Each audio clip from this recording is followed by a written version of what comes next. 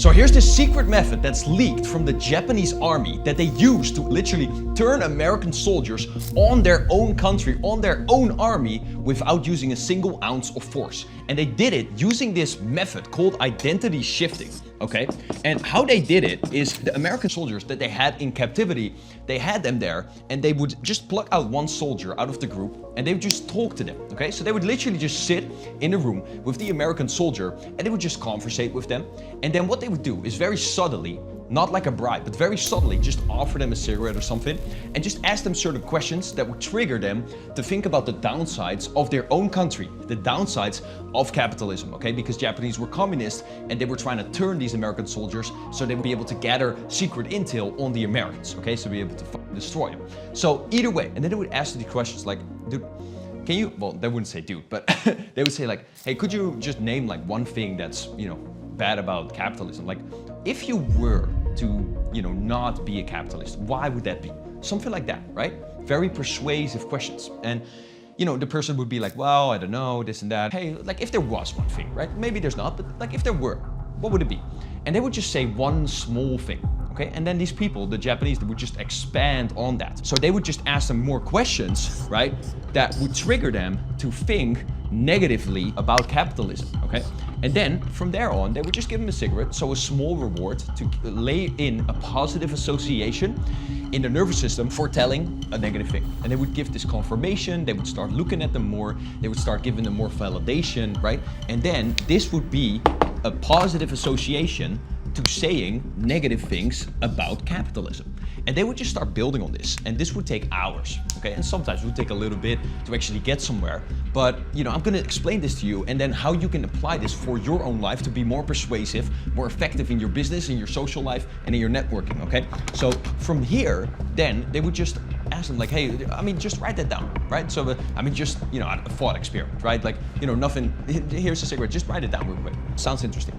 Something like that, right? And they would write down what they just said that's bad about their own country, about capitalism.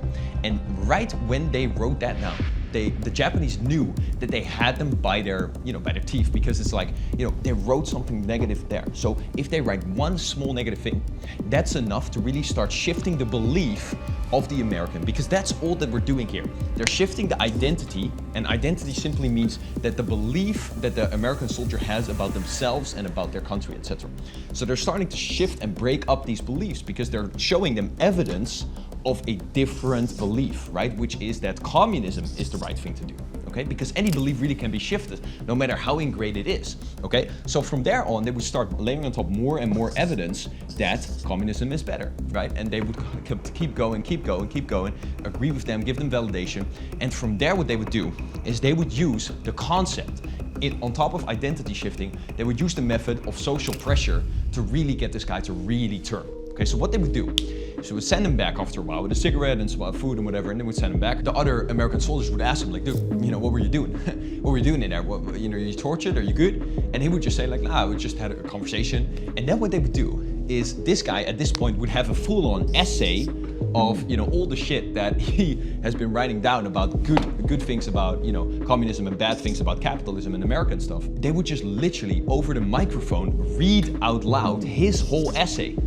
And now he would get peer pressured into like, dude, what are you saying, man? This what you wrote? And he's gonna be defending it because the identity of a human is the most powerful force to stay consistent with, okay? Because when you as a person says that like you are this way or that you think this or whatever, if you then show different evidence that you actually think something else, that's very, very painful for a human to go through, okay? Like a human just in our psychology, because if you do that, if you're inconsistent with your identity that you portray yourself as, your brain doesn't know what to think anymore. You have to base your psychology and your human nature on something, which is your identity, right? So they use that force. And then these people, the Americans, the other soldiers would start giving him pressure, and then he would start defending himself against his own damn people.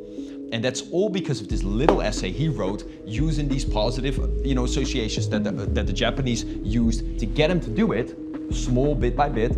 And then he would start turning on his own American soldiers. And then he would literally start helping these guys invade America and, Well, so, that's literally how they got these people to turn, and how you can apply this for yourself. And, maybe if you're in a sales conversation or in a sales context, or, you're trying to get your girlfriend to do something, obviously don't be, full on manipulating the shit out of people. But, what you can do is use these concepts for good. Just use it with the right intention. But what you can do is use identity shifting. Like if you're in a sales contact with someone, and then you can just literally ask them questions like, hey, do you think you're an entrepreneurial person? Or whatever, do you have these goals? Oh, so you are an entrepreneurial person, right? Because you want to achieve big things. Now they're identifying as someone who takes action, as someone who's an entrepreneur, and they're much more likely to take the action of buying because that aligns with the identity that you just created with them in the sales conversation, okay? Or if you're trying to, date someone, or if you're trying to network or whatever, you can use the same principle, or you can even do it for yourself where, obviously, if you're gonna start, layering and putting out an identity of an action taker, if you're gonna say that you're disciplined or to other people, or you're gonna start dressing like that or whatever, then you're gonna be much more likely to stay consistent with that identity and produce the actions that will lead to the actual results that you want, be it more money, be it better health, be it better relationships, whatever it is that you're looking for and that you want. So use this concept of identity shifting to be able to really come from the right identity, to take the right actions and get the right results, and also to be more influencing, more persuasive in your sales, in your networking, in your business, in your social life, okay? So apply this today, like this video, comment below what your findings were, if you're gonna apply this, and subscribe for more videos like this, and I'll see you in the next one.